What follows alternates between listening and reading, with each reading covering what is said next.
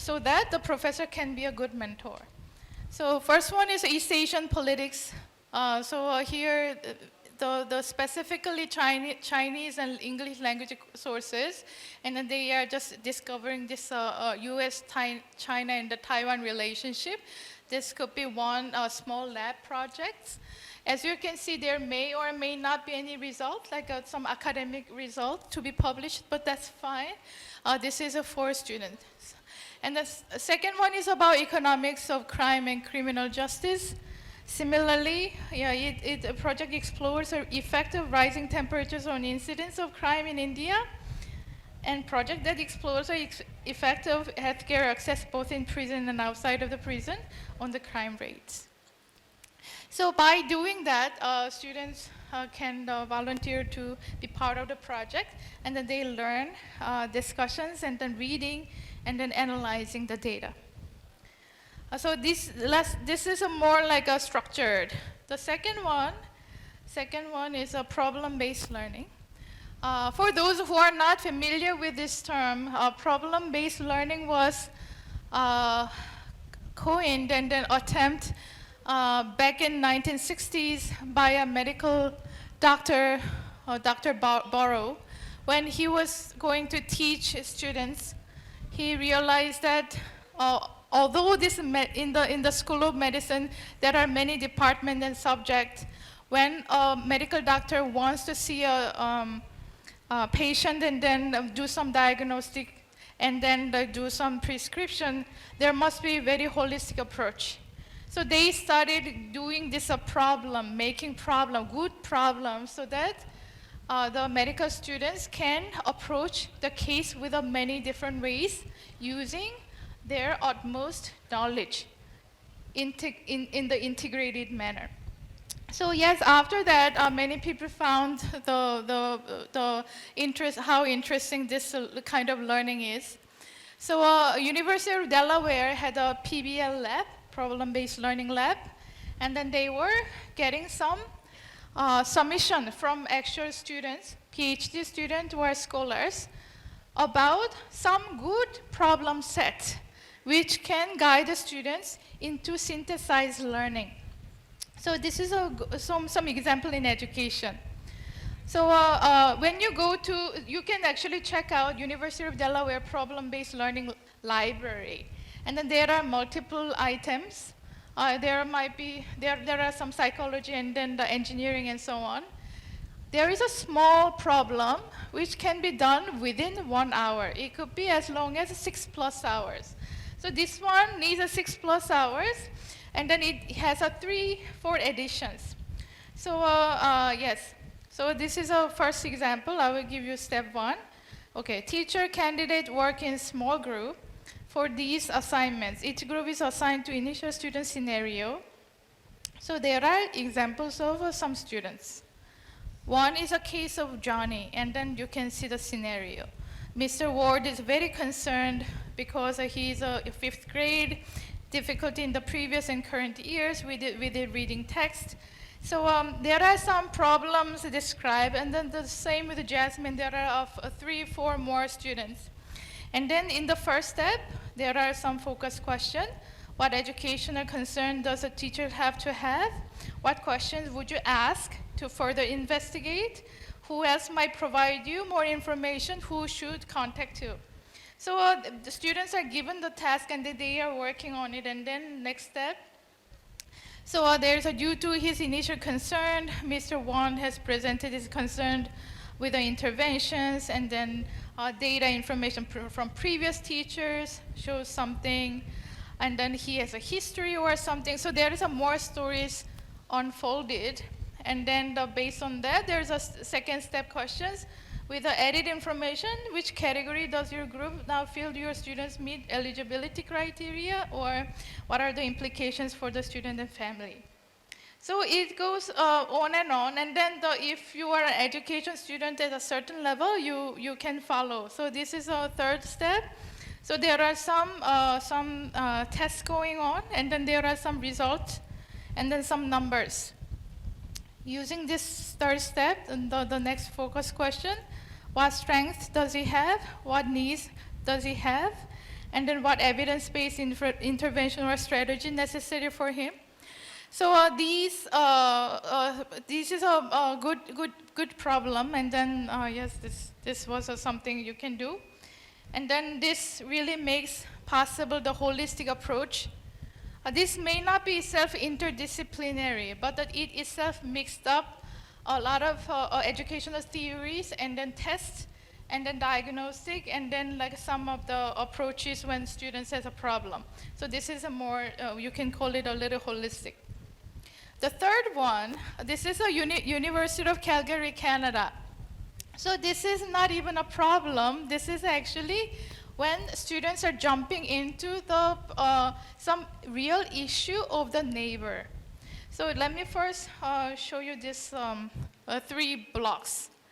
So University of Calgary had been conducting it, I don't know, after pandemic, I think they are not doing it very much. Still, I saw that they do like call for students' participation in 2023.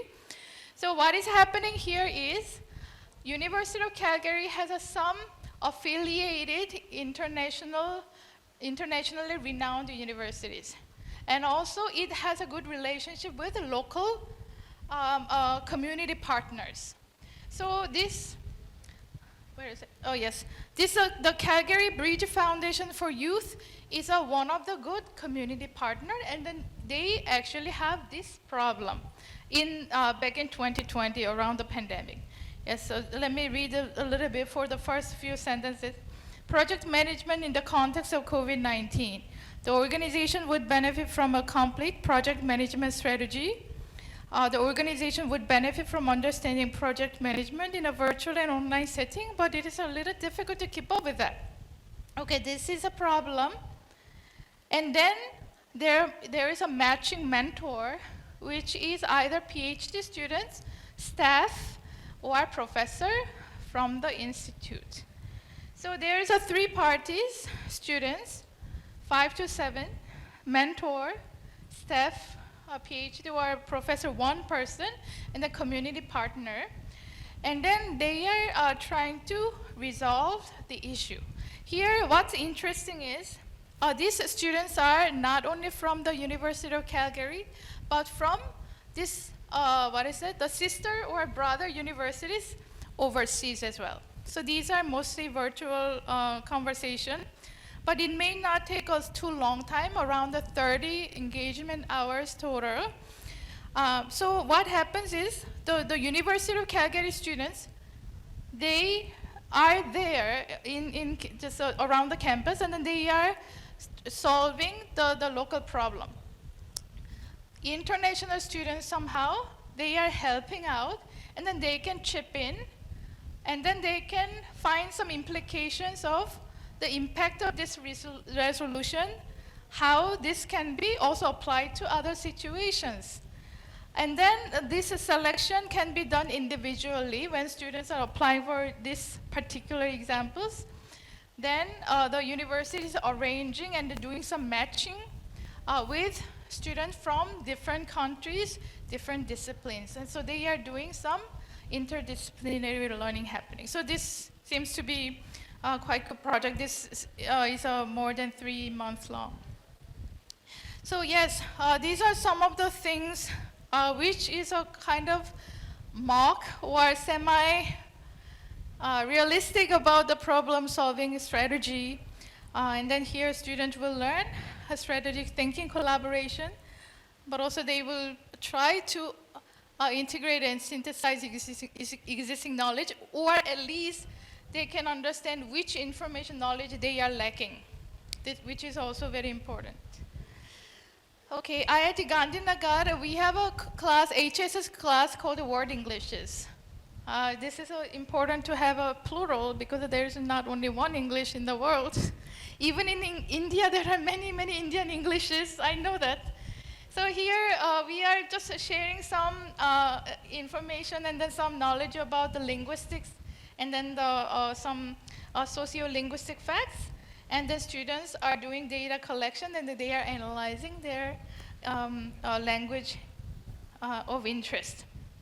And also next semester, we are going to offer a half semester course about pondering in English the world around us. This is actually designed as a covered remedial English course.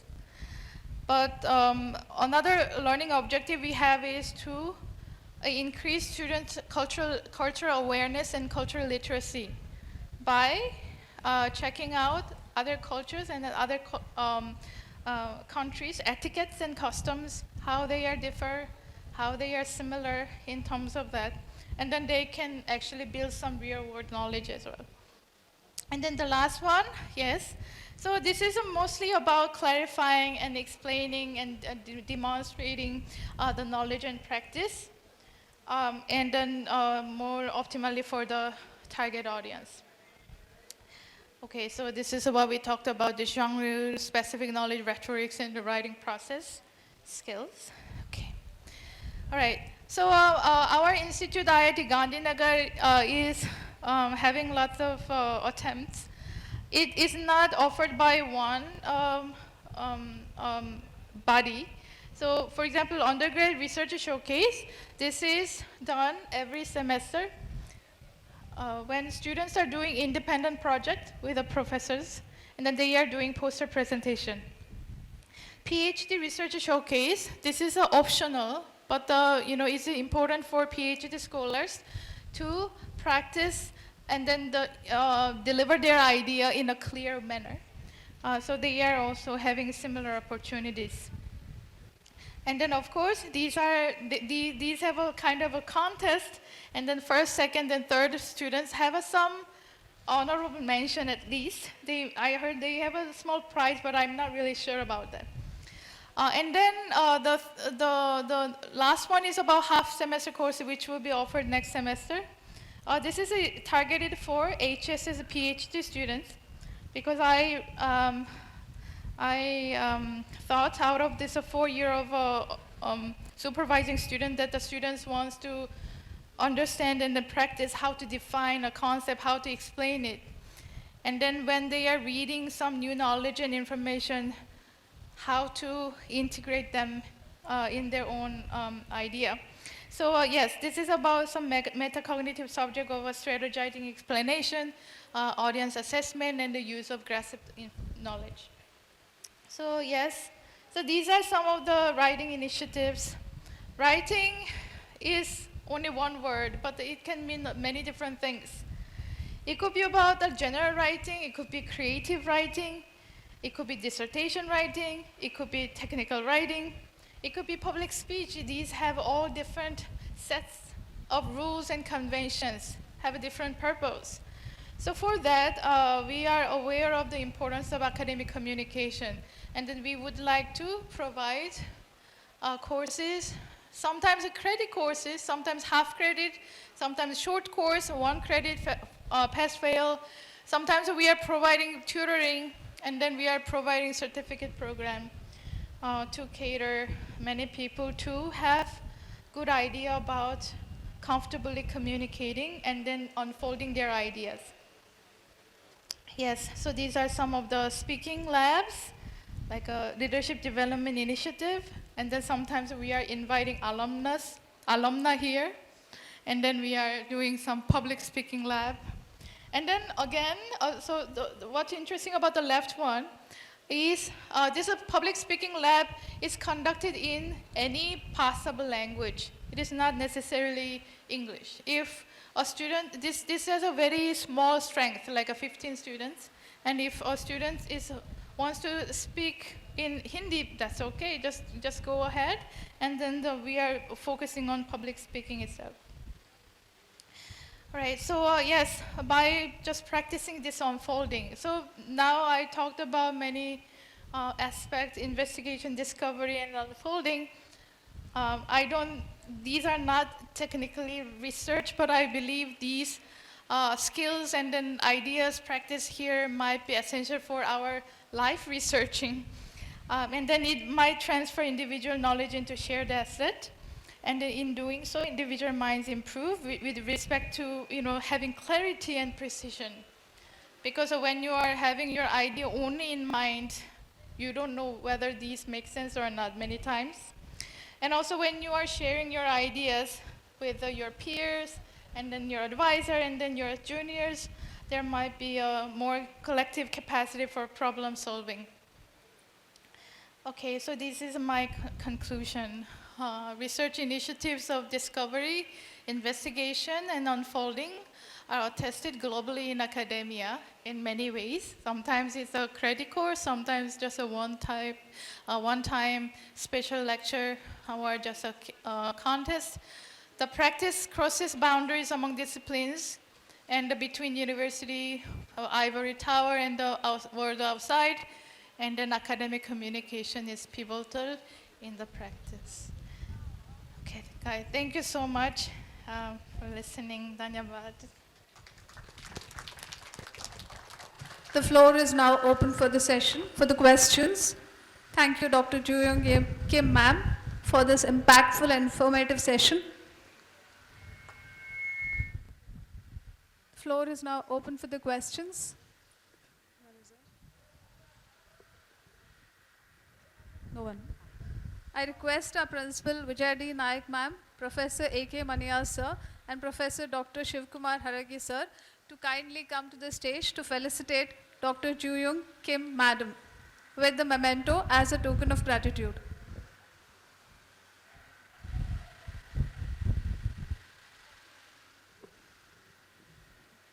Lakshmish and Rajesh. I also request Professor Lakshmish and Professor Rajesh to kindly come to the stage to felicitate Dr. Joo-Young Kim ma'am.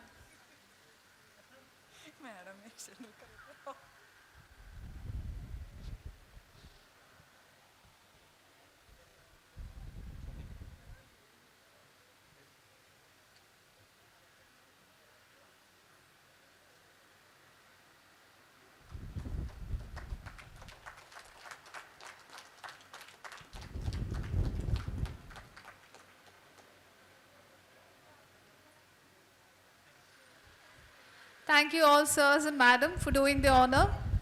Professor M.J. Hegde, former principal of Baliga College, Dean of School of Languages of Rani Chennamma University, and founding chairman and professor of English of that university, Dr. Hegde has more than 35 years of teaching experience. His postdoctoral research was on narratology, for which he was awarded the prestigious UGC Research Award.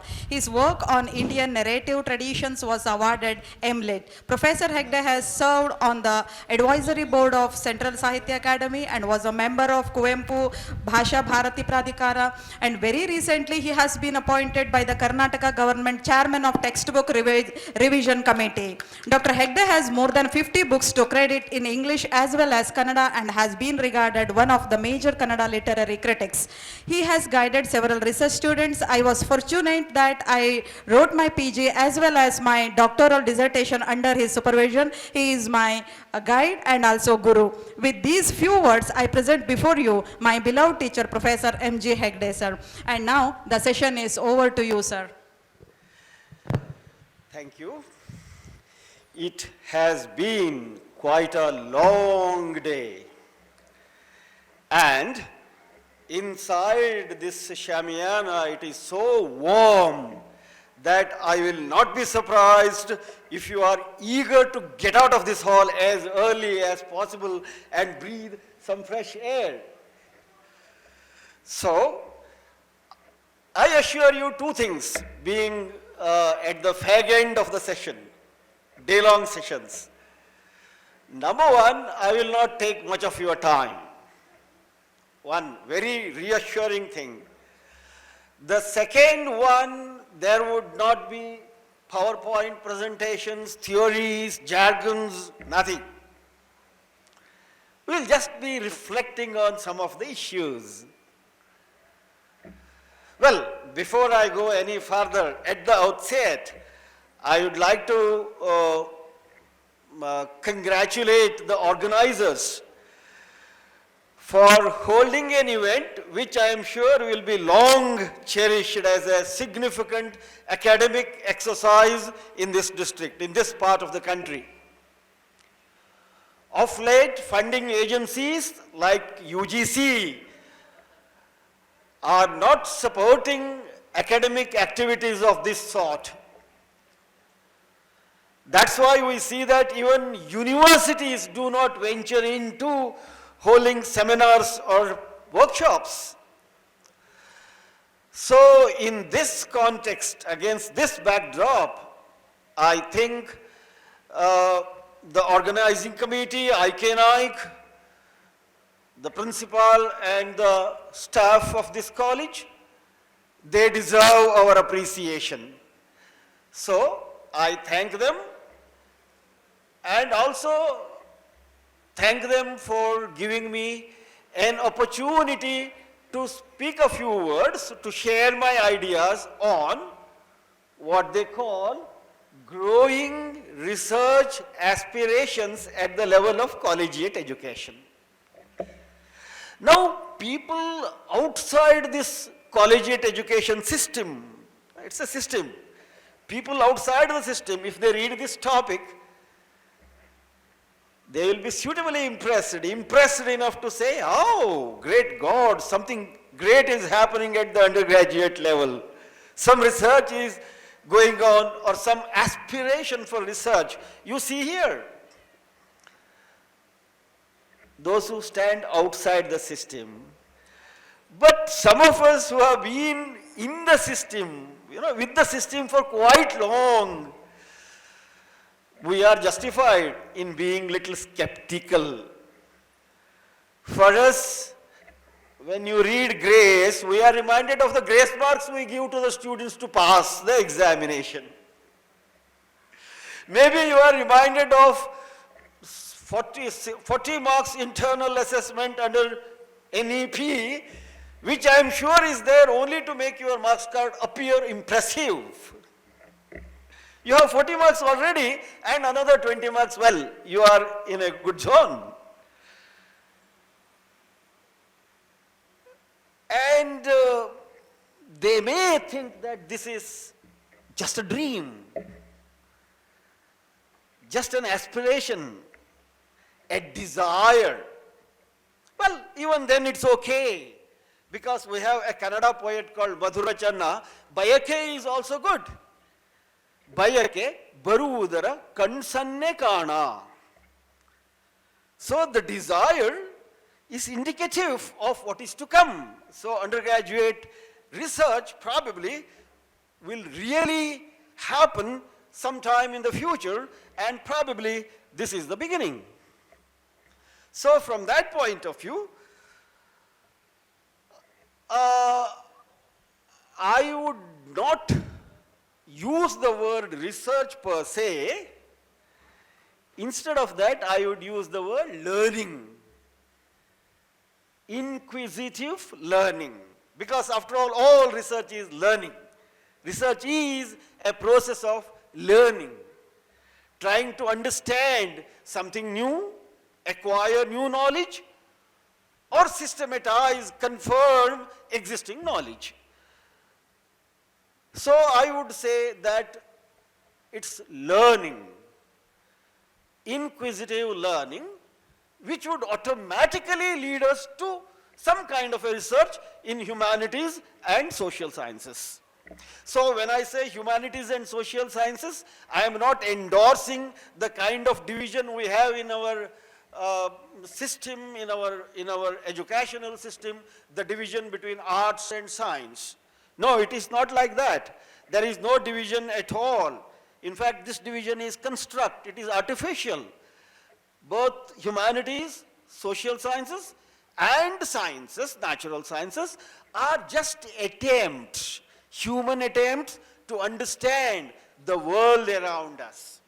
Maybe our approaches are slightly different, but ultimately our goal is the same. There is no difference at all. You might have heard of Macintosh, the Mac, which was the official name of desktop computers till the close of the last century. The founder of that, the one of the people who were invented, one of the important members of the team that invented desktops, Steve Jobs, says Macintosh was great because people on the team were poets, were artists, were historians, were geologists. So there is no clash of protocols at all between arts and science. But I would like to draw your attention to the most important clash of protocols that exists between inquisitive learning and institutional learning, institutionalized learning. Learning generally and learning that happens in the institution. Some time ago, Sarvajna said that he learnt a word from everyone and became mountain of knowledge. ಸರ್ವರೊಳೊಂದು ಮಾತು ಕಲಿತು ವಿದ್ಯೆಯ ಪರ್ವತವೇ ಆದ ಸರ್ವಜ್ಞ. This was possible for Sarvajna because he was not in our schools and colleges.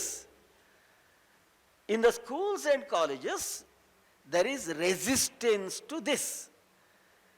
Resistance to learning from the world. What happens when we enter into the schools? For that we must understand what we were before entering into the schools and colleges. Tagore has a very interesting poem called Playthings.